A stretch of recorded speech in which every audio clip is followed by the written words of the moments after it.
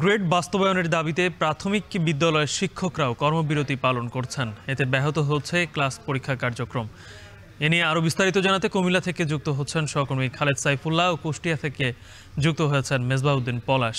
শুরুতেই কুমিল্লায় খালেদের কাছে যেতে চাই। খালেদ, একটু জানাবেন যে এই কর্মবিরতির ডাক শিক্ষকরা কেন দিয়েছেন, তাদের আর কি কি দাবি রয়েছে এবং বিশেষ করে শিক্ষা কার্যক্রম কি ধরনের ব্যাহত হচ্ছে?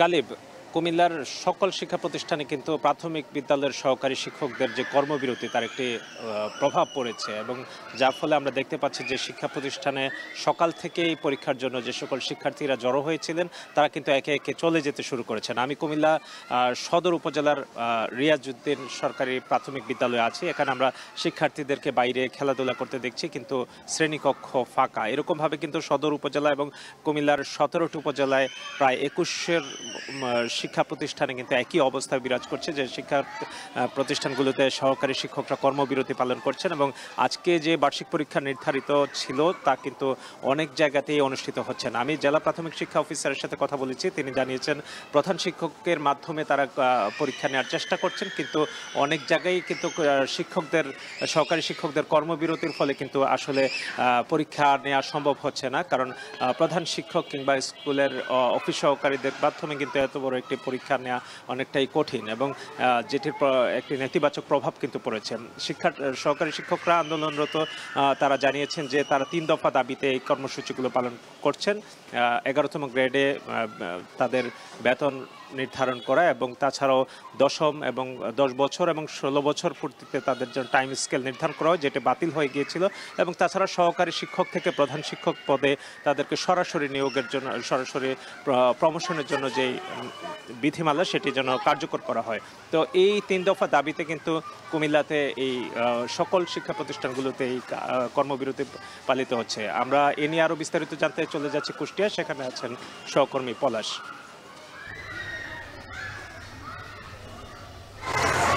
ধন্যবাদ। আমি রয়েছি কুষ্টিয়ার বেশ কয়েকটি প্রাথমিক বিদ্যালয়ে আমি সকাল থেকে ঘুরেছি, সকাল থেকে খবর জানাচ্ছি।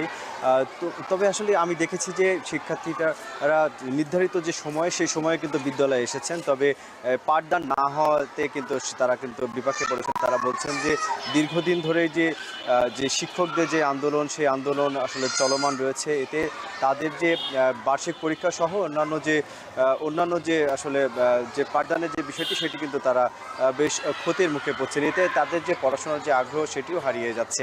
এবং আমি এই নিয়ে কথা বলেছি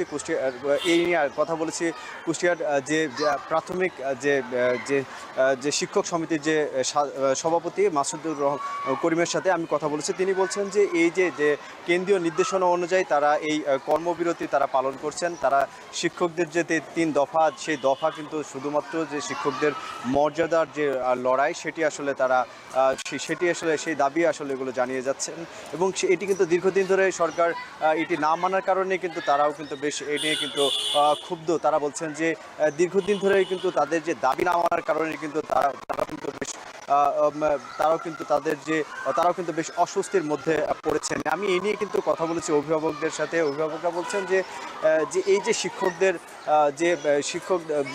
যে দাবি, মূলত তাদের শিক্ষার্থীদের কিন্তু বেশ দাবির কারণে কিন্তু শিক্ষার্থীদের কিন্তু বেশ ক্ষতির মুখে পড়ছেন। সামনে যে পরীক্ষা, আগামীকাল থেকে কিন্তু তাদের পরীক্ষা হওয়ার কথা, কিন্তু এখন পর্যন্ত পরীক্ষার